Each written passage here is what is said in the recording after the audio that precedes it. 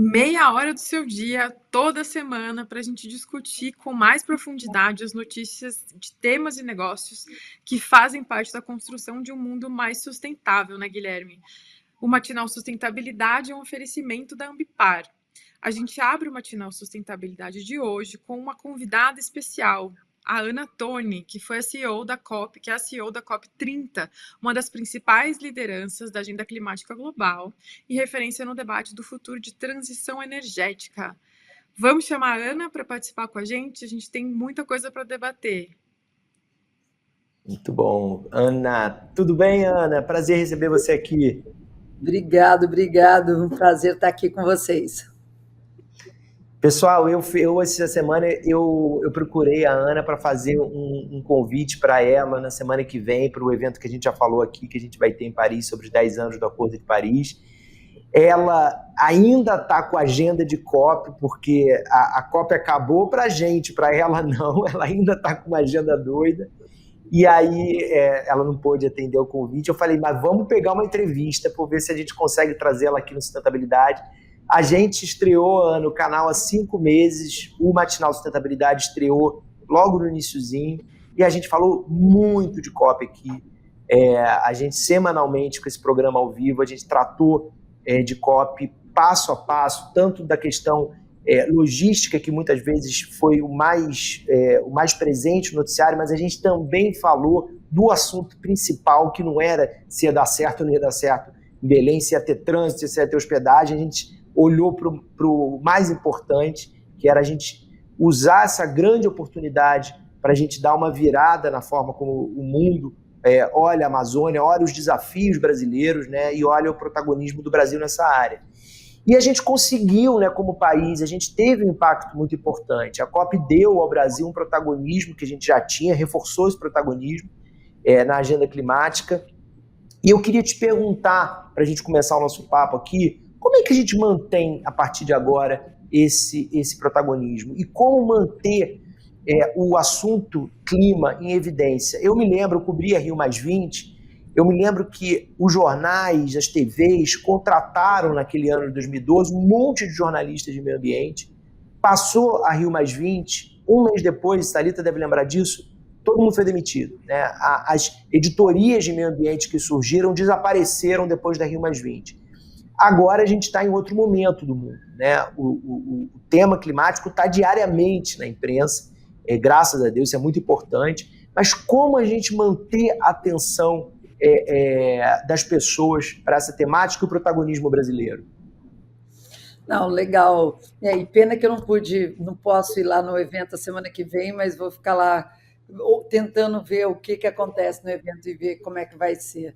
Mas, então, olha, essa COP a gente teve, não só no Brasil, mas acho que também fora, ela foi muito debatida e muito coberta pela imprensa, mais talvez do que as outras COPs, e uma das razões é que a gente tentou trazer o foco numa COP de implementação. E aí a gente tinha lá 30 enviados, os círculos, envolveu muito o setor privado, os governos subnacionais, mostrando que as COPs, elas não é um nicho separado só de meio ambiente. A mudança do clima, ela é, a fim e a cabo, um tema econômico, social, um tema de competição, de competitividade, desculpa. Então, ele permeia, e não dá para pensar em clima só 2 semanas do ano. A gente tem que pensar em clima e ter notícias sobre clima o tempo inteiro. E a gente começa a ver que no último ano a gente vem conseguindo pautar o tema climático como um tema de competição, competitividade entre os países, a crise entre Estados Unidos e China, o tema ambiental muito colocado, o acordo EU-Mercosul, o tema de clima novamente muito colocado. Então, a gente está trazendo outros olhares e outra perspectiva para poder falar de clima quando aconteceu, infelizmente, a tragédia no Rio Grande do Sul, poluição do ar nas cidades, ônibus elétricos, onde você vê o clima para além só da questão ambiental. Acho que a gente conseguiu isso nessa COP, foi uma COP debatida no mundo inteiro, a gente recebeu uma cobertura bastante robusta, mas, como você falou, como é que a gente mantém? Então, a presidência da COP, primeiro, ela começou esse ano, agora em novembro, e vai até novembro do ano que vem, mas mais do que isso, como a gente fez o começo desse ano, é uma presidência muito ativa, né? O presidente da COP, o André Corrêa do Lago, toda a equipe, e a gente pretende ter diversas atividades nacionais e internacionais. Então, a gente não vai ser uma presidência passiva, acabou a COP e acabou o tema, ao contrário. A gente tem aí o mapa do caminho de combustível fóssil, o mapa do caminho de fim de desmatamento, o mapa do caminho de 1,3 trilhão de dólares que foi colocado, tem uma agenda de ação, então a gente vai continuar bastante ativo e a gente espera que aí tenha aí também oportunidades para a imprensa poder cobrir. Obrigada, Ana. Bom dia, bem-vinda ao programa. Que bom tê-la aqui. E assim como você tem dito, né, a gente também quer seguir no assunto, a gente vai seguir no assunto. É importante que mesmo depois do encerramento do evento em Belém, a gente não pare de falar sobre essa temática, que com certeza é o tema do momento. E aproveitando, acho que uma das questões também que ficou muito evidente, né, a ausência dos Estados Unidos. E como é que vai ser para o Brasil liderar e seguir com a COP30, seguir com essa agenda, tendo a principal, a maior economia do mundo de fora, né, com essa agenda do governo Trump. Que caminhos existem aí para ou tentar incluir, apesar da resistência do Trump, ou, de certa forma, contornar essa ausência? Como é que é a tua visão em relação a isso? No começo do ano, quando a gente começou a se preparar para a COP e os Estados Unidos, né, o presidente Trump resolveu sair do Acordo de Paris, tinha assim, um medo imenso de que muitos países iam fazer exatamente o que os Estados Unidos fez, sair do Acordo de Paris. Essa era a grande temática que a gente debateu internacionalmente por meses no começo do ano 2025. Felizmente, isso não aconteceu. Nenhum país seguiu o mau exemplo dos Estados Unidos e todos ficaram. A gente teve 195 países que vieram para Belém, que não é tão fácil chegar em Belém, então isso mostra o comprometimento dos países de continuar debatendo o clima. E o mais interessante é que a gente teve muitas empresas americanas participando da COP30, diversos governos subnacionais. Você deve lembrar que antes da COP a gente fez um evento aqui no Rio de Janeiro com os governos subnacionais, prefeituras, estados, diversos governadores e prefeitos americanos participaram.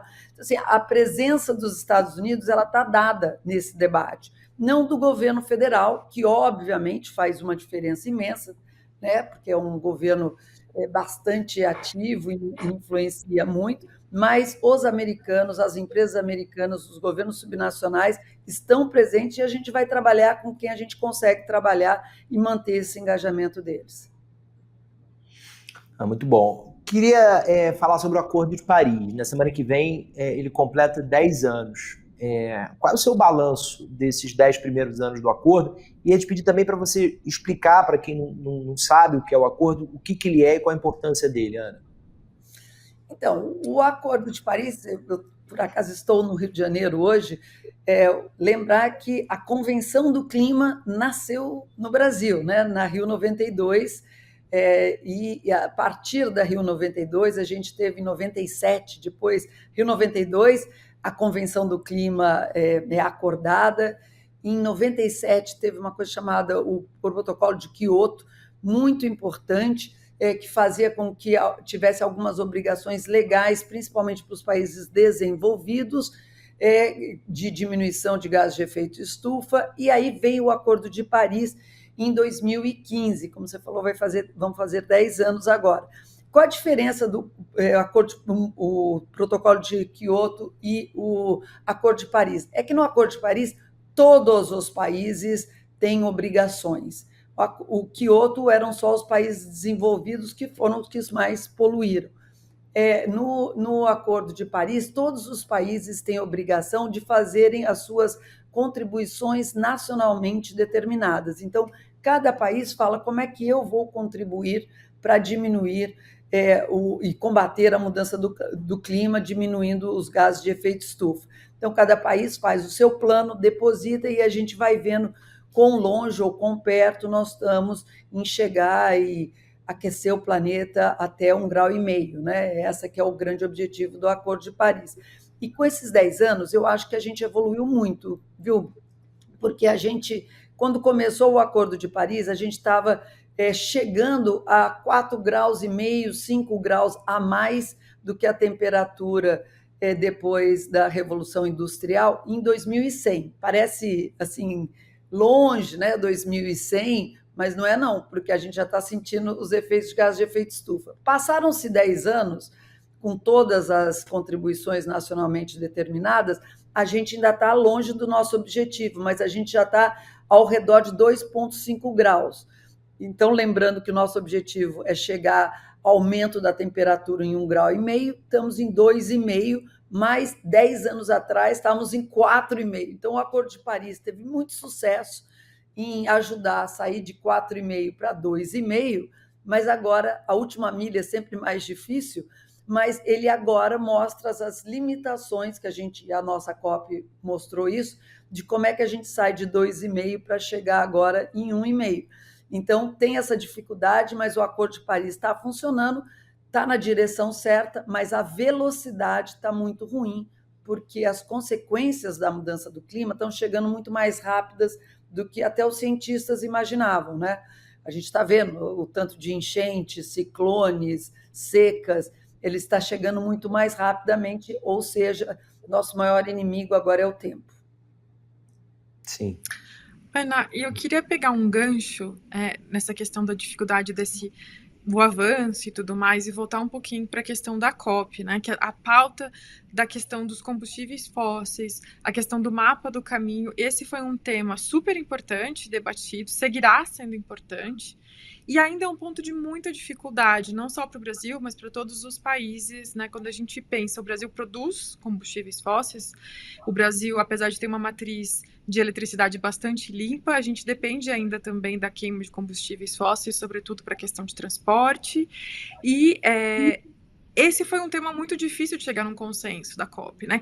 Como que a gente pode, nesse 1 ano de presidência no Brasil, daqui para frente, que acaba ficando um pouco mais fora dos holofotes, mas como que a gente pode caminhar para que essa questão dos combustíveis permaneça e que haja mais flexibilidade para a gente tentar pensar numa matriz energética mais limpa e, quem sabe, aí trabalhar um pouco melhor essa questão dessa diferença que está explicando do aquecimento, né, do nível aí da temperatura, que com certeza os combustíveis fósseis são muito importantes para isso. Não, combustíveis fósseis são responsáveis por 75% dos gases de efeito estufa, ou seja, da mudança do clima. Então, eles são o principal fator realmente para a gente combater. Mas a gente tem que olhar assim, como a nossa sociedade, como a nossa economia, como o nosso modelo de desenvolvimento está dependente de combustível fóssil. Em todos os setores, no setor de transporte, no setor de energia, no setor de agricultura, no setor de fertilizantes, plásticos que a gente usa o dia inteiro. Então, assim, a gente tem que primeiro perceber que a nossa dependência aos combustíveis fósseis, ela é não só de países produtores, como você mencionou, o Brasil, Arábia Saudita, Suriname, Canadá, Estados Unidos, Austrália, mas também muito dos países importadores e consumidores, porque as suas indústrias, os seus carros ainda usam combustíveis fósseis, e mais problemático ainda é que a nossa economia é muito dependente de combustível fóssil. A gente sabe, por exemplo, em alguns países, o combustível fóssil é 50%, 70% do PIB do país, caso da Arábia Saudita ou Suriname. Outros países grandes produtores, como Estados Unidos, que é o maior produtor de combustível fóssil, em relação ao PIB, é pequeno, 5%, mas é 5%.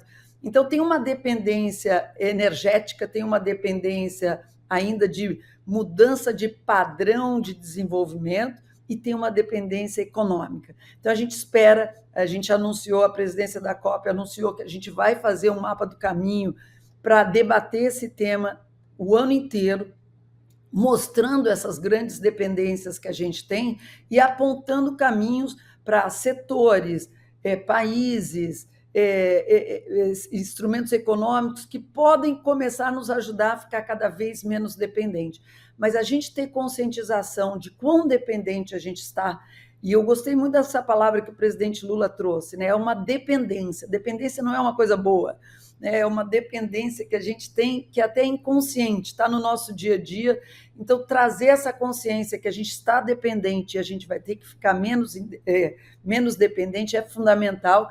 E eu espero que na COP31 a gente esteja em um outro nível de maturidade e possa tomar passos mais assertivos. Mas eu só queria mencionar uma coisa. Pela primeira vez usamos o termo combustível fóssil, apesar de ser, como eu falei, 75% da causa do problema, num acordo, foi na COP28, em Dubai. Demorou 28 COPs para a gente falar a palavra combustível fóssil. Na COP29, silêncio total, como se isso não tinha sido um tema. E foi na nossa COP que a gente conseguiu politizar, trazer o assunto para a pauta e agora ter um processo para nos ajudar a pensar nisso. Então, eu fiquei muito feliz que a gente conseguiu pautar esse importante tema. São escolhas difíceis, que têm impactos econômicos, sociais, ambientais, obviamente, mas a gente não pode fingir que o problema não está acontecendo. Então, a gente tem que enfrentar o problema de uma maneira madura, técnica, mas não deixar de enfrentar o problema. Ana, o que você considera que são os próximos passos imediatos, né, na agenda climática global daqui até a COP31? Né? O que dá para fazer nesse ano? Quais são os esforços que o Brasil vai empreender como protagonista que é nessa agenda? Eu colocaria 4 coisas muito importantes para a gente. Primeiro, a gente ofereceu para a COP30 e teve debates muito interessantes na mobilização de recursos para os países em desenvolvimento, a meta de 1,3 trilhão de dólares, e a gente criou aí um mapa do caminho de como é que a gente podia mobilizar esse recurso. Esse ano a gente quer aprofundar esses debates. Então, essa seria uma prioridade, e acho que a gente chega na COP31 mais claro que tipo de coisas a gente pode acordar na próxima COP. O mapa do caminho de combustíveis fósseis, como eu falei, isso é fundamental. O mapa do caminho para o fim do desmatamento e conservação da natureza, o TFFF já foi um passo sobre isso, mas a gente tem que aprofundar. E, por fim, a quarta prioridade, eu diria, que é a consolidação da agenda de ação, que é a implementação do Acordo de Paris. A gente já negociou muito no Acordo de Paris, 10 anos, né? A gente tem muitos instrumentos agora que podem ser implementados por atores como o setor privado, como os governos subnacionais, por países que queiram fazer junto. Por exemplo, o TFFF não é consenso, mas um grupo de países já colocou lá 7 bilhões de dólares que podem começar. Combustíveis sustentáveis, o debate sobre comércio e clima. Então, tem coisas que você não precisa de consenso de 195 países, que a gente já mapeou na nossa COP. Então, a gente espera poder colocar muito foco nessas iniciativas para a gente acelerar a implementação do Acordo de Paris. Eu diria que são essas 4 prioridades aqui para a presidência da COP30. Obrigado pela sua participação. Você está convidadíssima para voltar aqui. Você tem uma relevância no debate climático no país, fora do Brasil, muito grande. E para a gente, um programa sobre esse tema semanal, estar permanentemente em contato com você é fundamental. Obrigado demais, tá? Obrigado, agradeço vocês. E que bom que vocês vão continuar falando sobre o tema durante o ano inteiro, porque combate à mudança do clima a gente faz todo dia, não é só em COPs, não. Então, fico muito feliz que vocês vão continuar debatendo o tema. Muito obrigado pela conversa. Valeu, obrigado você. Thalita, o que você traz para a gente no nosso quadro Negócios Verdes hoje? Um tema essencial, Gui, e que a gente fala bastante aqui no Sustentabilidade, os minerais estratégicos, né? isso que a gente está falando aí é da base dessa transição energética no mundo por uma economia de baixo carbono. A gente está falando de lítio, níquel, cobalto, terras raras, grafite. Todos eles são fundamentais aí para as baterias, painéis solares, carros elétricos, todo tipo de energia de tecnologia limpa. E não dá para falar que a gente vive sem bateria, né? Tá no nosso celular, no computador, enfim, numa série de produtos que a gente usa diariamente. Agora, o Brasil tem boas e tem más notícias. Eu vou começar pela boa. Tem um estudo, Guilherme, recém-divulgado pelo IPEA, que fala que o Brasil possui amplas reservas desses minerais. Então, a gente está bem na foto por esse lado. Agora, a parte ruim é que a gente não tem explorado esse potencial, né? A gente está atrasado, a gente deixou de fazer a gente reduziu essa produção desde 2017. Então a gente tem potencial e não está realizando isso no potencial que a gente tem. Enquanto isso, o mundo acelerou. A gente sabe a China, por exemplo, liderando uma série de tecnologias para produzir essas tecnologias de baixo carbono. E então tem esse gap. E você queria saber o que você acha, Guilherme? Como é que a gente poderia avançar para sair dessa questão de a gente pode, mas a gente não está fazendo? Esse assunto é um assunto que também foi, tal como o COP, foi quase onipresente no Sustentabilidade nesses 5 meses de programa, Thalita, porque ele está muito ligado à transição energética e os minerais críticos são base hoje da produção de muitos dos produtos no mundo, né? Então, você falar de verdade sobre a transição energética é você necessariamente falar minerais críticos, falar de terras raras, e por isso a gente traz tanto esse tema aqui. O Brasil tem um desafio aí também que é político, né? No evento que a gente fez essa semana, o Pós-Tarifaço como Oportunidade, a gente ontem fez um programa especial aqui para contar para a nossa comunidade como é que foi. Eu conversei sobre isso, perguntei sobre isso para o Jorge Viana, né, que é o presidente da Agência Brasileira de Exportações, para a Ana Paula Repesa, diretora de negócios, de como que a gente vai fazer, porque interessa ao Brasil exportar, interessa ao Brasil explorar essa riqueza. O Lula já disse que o Brasil não vai ser um mero exportador, né? O Brasil quer protagonismo tecnológico na exploração desses minerais, ele quer que quem venha explorar esses minerais invista no Brasil, gere riquezas no Brasil, a gente não vai ser um mero fornecedor para o mundo desses minerais, e eu acho que é um pouco inescapável, assim, não tem como a gente contornar isso, né?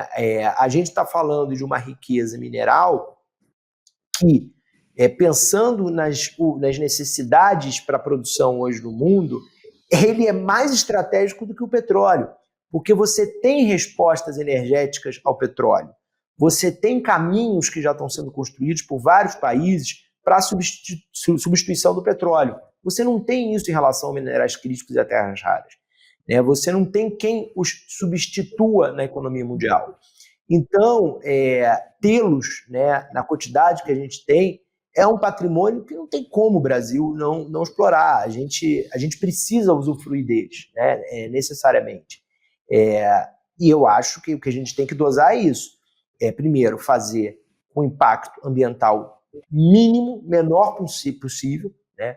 Ter o cuidado de a gente não destampar uma panela, não tapar uma panela destampando outra, não criar outro problema, né? E eu acho que o governo federal está certo, né, de cuidar da soberania para que isso não seja apenas mais uma commodity, está longe de ser uma commodity, né, mas mais um recurso natural que a gente vai exportar sem a riqueza ficar aqui, como historicamente aconteceu e no Brasil com vários desses recursos e ainda acontece com muitos, né?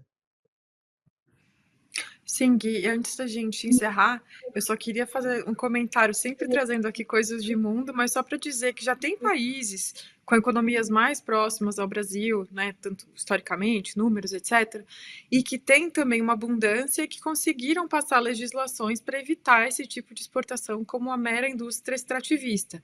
A gente tem nossos vizinhos na América Latina, fazendo isso, mas a gente tem países, que a gente está falando de Chile, de Bolívia, mas a gente tem países também na Ásia e na África que estão tentando complementar e fazer uma série de legislações. Fica uma sugestão de pauta para o nosso Congresso. Fica a dica, né? Assim, aqui, Claro, sempre. A gente está, vou dar um abraço aqui para quem está assistindo a gente no Twitter, a gente sempre com uma audiência fabulosa por lá. E dá um oi aqui também para algumas pessoas que entraram depois. John Júnior, bom dia com informação, bom dia para você. Bom dia aqui, Icléia Germano Ribeiro. Bom dia para os haters, vocês também são importantes, bom dia para vocês. O Aguinaldo falando, bonito vaso Marajoara aqui atrás de mim, é verdade, aqui na minha direita tem um vaso Marajoara. Obrigado, Aguinaldo, por ter observado. Aqui na horizontal, vou dar um oi para Isabel Cristina, o Germano Correia falando, bom dia, melhor equipe de jornalismo na internet no Brasil. Bom dia, Germano, são seus olhos, muito obrigada. Thalita, adorei fazer o programa com você, que Bia Bula não me ouça, mas eu gostei, acho que eu vou falar assim, Bia, quando você não estiver aqui, substituída você não vai estar, mas eu estou em boa companhia, estou aqui com a minha amiga Thalita Fernandes, vou gerar um ciúminho nela. Eu adorei e eu quero dar uma de Guilherme hoje e propor uma coisa online. Eu acho que um dia a gente deveria estar os três aqui para não ter ciúmes, para não ter inveja e para a gente só se complementar, porque com certeza esse time é muito legal. E obrigada por ter feito hoje comigo o programa, adorei estar aqui com vocês. Obrigado a você e obrigado ao time também que está sempre atrás das câmeras, Daniel Trevor, Lucas Viana, Júlio César, Duda Farias, todo o time que faz o Matinal entrar no ar todo dia. Comunidade, bom fim de semana para vocês, até segunda-feira. Segunda-feira eu não estarei aqui, segunda, terça e quarta, serão Bia e Thalita, porque eu vou estar com esse evento nosso lá sobre os 10 anos do Acordo de Paris. Em Paris, eu e o Paulo Dallanora Macedo vamos receber na terça-feira lá em Paris o Durão Barroso, que chefiou a União Europeia por 10 anos e negociou pela Europa o Acordo de Paris. O Luiz Roberto Barroso, ex-ministro do STF, que está muito atento a esse tema de clima. Vamos receber também os embaixadores do Brasil lá na França e o embaixador francês aqui em Brasília. Vão falar sobre o futuro em 2026, né, a agenda em 2026 de economia, sustentabilidade e multilateralismo entre os dois países. E vamos terminar com um painel sobre economia às vésperas da assinatura do acordo da União Europeia com o Mercosul. O acordo vai ser assinado dia 20 de dezembro e a gente vai, na semana que vem, dia 9, também fazer nesse mesmo evento um balanço do que tem de oportunidade. Nessa mesa, Thalita, a gente vai juntar o Paulo Mateus, que é o diretor da Apex lá em Lisboa, o Gabriel Petrus, que é um economista brasileiro que é professor na Sciences Po, e a Joyce Mercedes, que é diretora da Vale, na Suíça, com mediação do Paulo Dallanora. Esse evento, vocês vão poder aproveitar ele aqui no Amado Mundo também, porque a gente vai mostrar os melhores momentos dele ao longo da semana que vem e das próximas. Thalita, beijo, bom fim de semana para você e até semana que vem. Para você também. Até segunda. Valeu, gente.